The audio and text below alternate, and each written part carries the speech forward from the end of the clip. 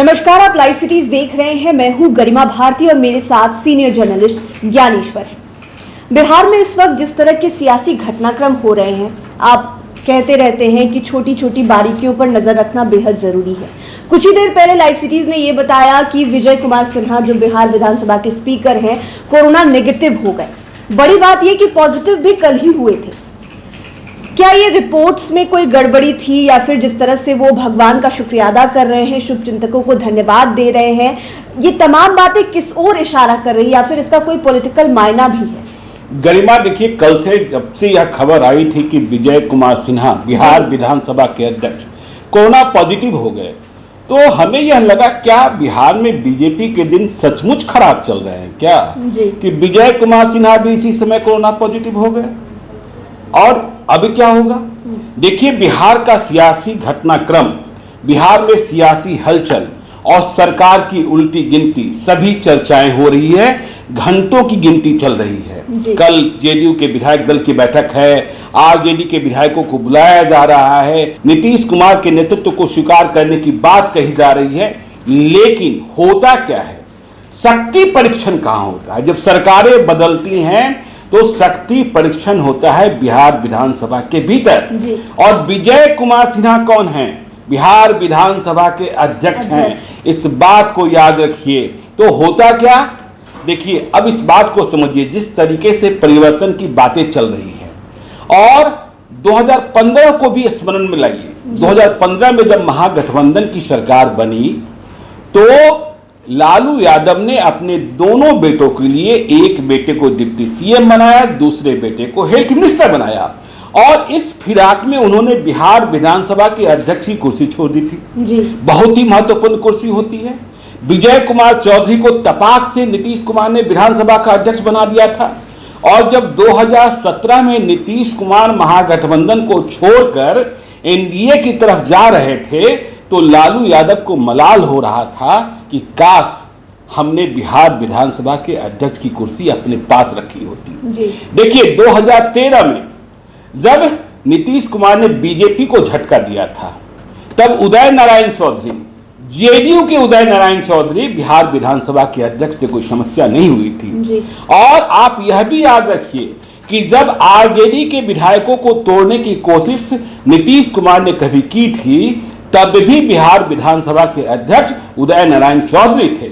और यह भी याद रखिए कि अभी जब वीआईपी की पार्टी टूटी तो काम इतना आसानी से इसलिए हो गया क्योंकि बिहार विधानसभा में अध्यक्ष बीजेपी के विजय कुमार सिन्हा थे।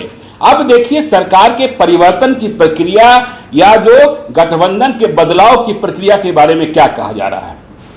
कहा जा रहा है कि यदि नीतीश कुमार आरजेडी के साथ जाते हैं, वामपंथी पार्टियों के साथ जाते हैं, माले के साथ जाते हैं, कांग्रेस के साथ जाते हैं, बीजेपी को गच्चा देते हैं, तो शायद उन्हें इस्तीफा देने की जरूरत ही न पड़े। कि राज्यपाल को मौका मिल जाए, कोई राष्ट्रपति शासन की भी बात करने लगे। क्योंकि 2013 में भी ऐसा ही हुआ था।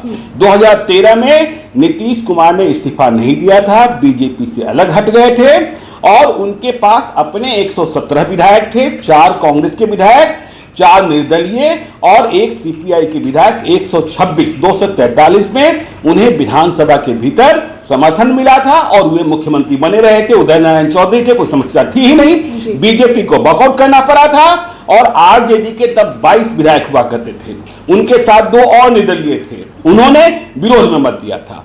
तो अब देखिए, जो बिहार का घटनाक्रम है, यदि नीतीश कुमार बगैर इस्तीफा दिए भाजपा के मंत्रियों को सिर्फ इस्तीफा दिलाकर सत्ता परिवर्तन करते हैं, तो ऐसे में भी बिहार विधानसभा के अध्यक्ष की भूमिका महत्वपूर्ण होती। क्योंकि राज्यपाल कहते जाइए विधानसभा में बहुमत साबित कीजिए, तो अध्यक्ष कौन? विजय कुमार। हाँ, लेकिन बीजेपी को सही समय पर याद आ गया कि विधानसभा के भीतर उपाध्यक्ष भी है, महेश्वर हजारी। अब महेश्वर हजारी किस पार्टी के हैं?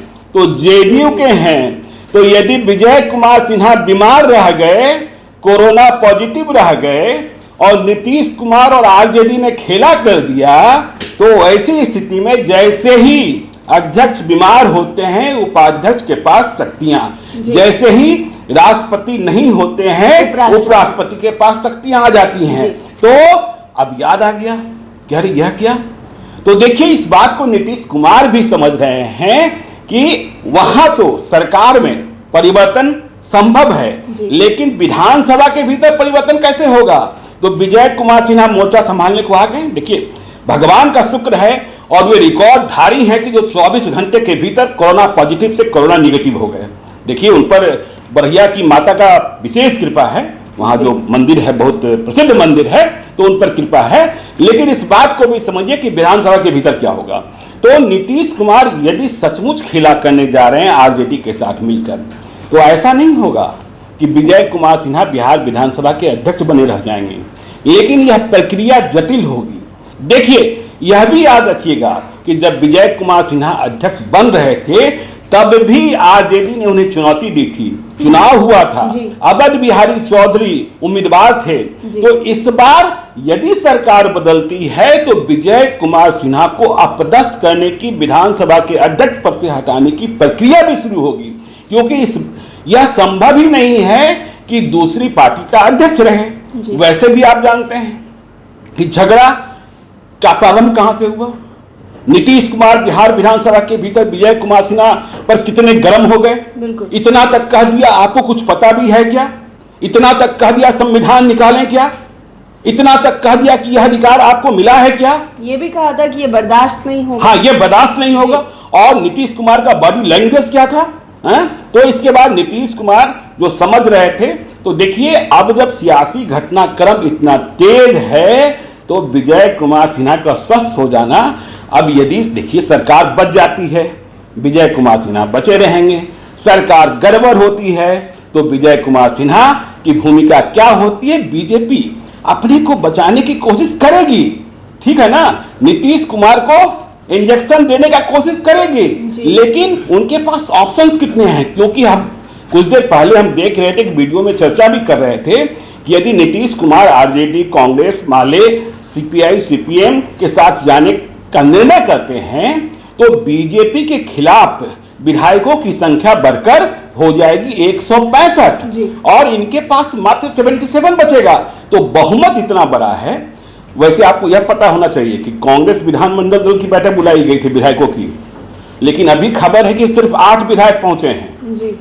रात तक सबको पहुंचने के लिए कहा जा रहा है। मुझे यह बात समझ में नहीं आई कि 8 ही क्यों पहुंचे हैं।